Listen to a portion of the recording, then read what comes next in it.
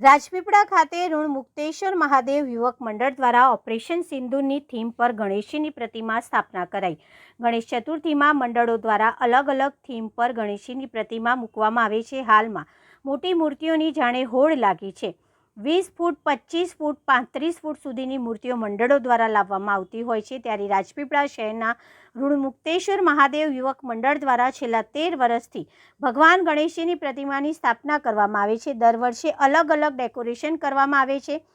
Operation સિંદૂરની થીમનું decoration કરવામાં આવ્યું છે। ભગવાન શ્રી ગણેશની પ્રતિમાને આર્મીનો યુનિફોર્મ પહેરાવવામાં આવ્યો છે। 10 દિવસ દરમિયાન ગણેશજીને નેવી અને વાયુસેનાના રૂપમાં પણ બતાવવામાં આવશે।